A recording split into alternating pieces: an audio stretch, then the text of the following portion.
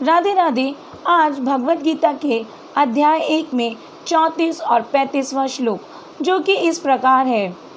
मातुलः शवशुरः पौत्रा श्यालः संबंधितस्तथा एतन्नाहन्तुमिच्छामि नतोऽपि मधुसूदना अपि त्रिलोक्ये राज्यस्य हेतो किं नु मही कृते निहत्ते धृतराष्ट्रान् का प्रीति संयोजनार्दना। अर्थात अर्जुन कहते हैं, हे मधुसूदन, जब आचार्य, पितृ, पुत्र, पितामह, मामा, पौत्र, ससुर, भांजे, साले, अन्य सगे संबंधी अपने प्राणों को और अपने धन को दांव पर लगाकर यहाँ उपस्थित हुए हैं युद्ध की भूमि में, यद्यपि वो मुझे मार भी देते हैं तो भी मैं इन लोगों को मारना नहीं चाहता। मैं इनका वध क्यों करूं? यदि फिर भी हमें धृतराष्ट्र के पुत्रों को वध मैं करता हूं तो भले ही इससे पृथ्वी के 3 लोकों जितना सुख मुझे प्राप्त हो, 3 लोक मुझे क्यों ना प्राप्त हो जाए, परंतु तब भी मैं इनको मारना नहीं चाहता। 33वें श्लोक में अर्जुन कहते हैं, हे गोविंद, यदि आप मेरी पिछली वीडियो देखें तो मैंने गोविंद का अर्थ भी समझाया है।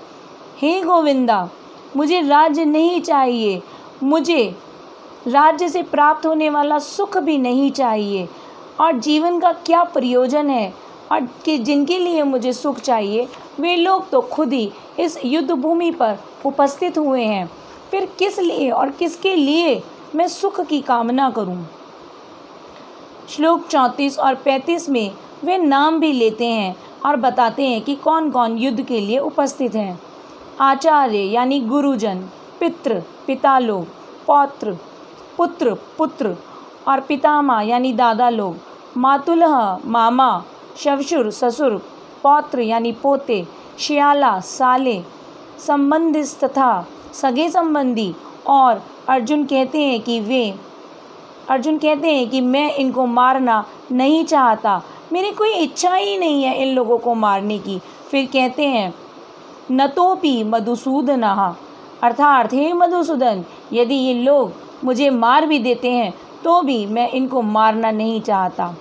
अपि त्रिलोकस्य राज्यस्य हेतो किम नु मही कृते, यदि मुझे इनको मारकर 3 लोकों की प्राप्ति भी हो जाती है तो भी मैं इनको नहीं मारूंगा।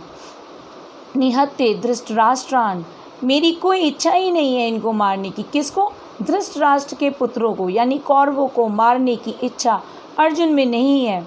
जब प्रश्न है कि अर्जुन क्यों युद्ध नहीं करना चाहते, अब ये प्रश्न है कि अर्जुन युद्ध क्यों नहीं करना चाहते, क्यों इन लोगों को मारना नहीं चाहते, तो अर्जुन इस श्लोक में कृष्ण को जनार्दन कहते हैं। जनार्दन का अर्थ होता है जना मैंने लोग, और धन मतलब मारना, अर्थात लोगों को मारना, यानी जनों को मारना, मारने वाला जो कि कृष्ण है। इसलिए अर्जुन कृष्ण को कहते हैं, आप तो स्वयं मारने वाले हैं, आप ही क्यों ना इन लोगों को मार दें। आप तो जनार्दन हैं, आप ही क्यों ना इन लोगों को मार दें। यहाँ अर्जुन एक भक्त हैं। भक्त के प्रति किए गए अपराध भक्त छोड़ सकता है, यानी यदि भक्त के प्रति किसी ने अपराध किया है तो भक्त उसको माफ़ कर सकता है, परंतु भगवान ईश्वर वो कभी माफ़ नहीं करते। भगवान हमेशा कभी ना कभी उस अपराध के लिए उसको दंड अवश्य देते हैं, परंतु एक भक्त माफ़ कर सकता है। तो अर्जुन यहाँ भक्त हैं, और अर्जुन भक्त होने के नाते दुर्योधन को माफ़ करने के लिए तैयार। यहाँ अर्जुन एक भक्त हैं, वो भी भगवान के प्रिय भक्त। भक्त तो एक बार को अपराधी को माफ़ भी कर दे, परंतु भगवान कभी माफ़ नहीं करते। तो भगवान दुर्योधन को कभी माफ़ करने वाले नहीं थे, परंतु अर्जुन माफ़ करने के लिए तैयार है। युद्ध नहीं करना चाहते, परंतु कृष्ण माफ़ नहीं करना चाहते, और वो अर्जुन को प्रेरित करते हैं कि अर्जुन उठो और युद्ध करो। यहीं पर अर्जुन भक्त हैं, दूसरे दूरदर्शित हैं, और दूरदर्शिता के कारण अर्जुन ये जान जाते हैं कि जो सुख उनको कुछ ही वर्षों के लिए प्राप्त होगा, यदि युद्ध में विजय हो जाते हैं तो जो भूमि, जो राज्य उनको मिलेगा, वो राज्य कुछ ही वर्षों में उनकी मृत्यु हो जाएगी और कुछ ही वर्षों तक वे जीवित रहकर उस सुख का उपभोग कर सकते हैं। परंतु जो हज़ारों लोगों को मारने की हत्याओं का पाप उनको लगेगा, वो पाप हज़ारों वर्षों तक अर्जुन के साथ रहने वाला है। ये अर्जुन की दूरदर्शिता थी। अर्जुन ये जानते थे कि उसका पाप हज़ारों सालों तक उनको भोगना पड़ेगा। इसलिए वो कृष्ण को बहाने बनाते हैं कि यदि मैं इन सबको मार डालता हूँ तो इतने लोगों की हत्या का पाप भी तो मुझे लगेगा। और ऐसे न जाने कितने बहाने अर्जुन कृष्ण को बताते हैं युद्ध नहीं करने के। आने वाले श्लोकों में वो कुछ और बहाने बताएंगे, परंतु कृष्ण अपने भक्त के अपराधी को कभी क्षमा नहीं करते और इस कारण से वो कौरवों को क्षमा करने के लिए बिल्कुल भी तैयार नहीं थे और वो अर्जुन को प्रेरित करते हैं कि अर्जुन उठो और युद्ध करो।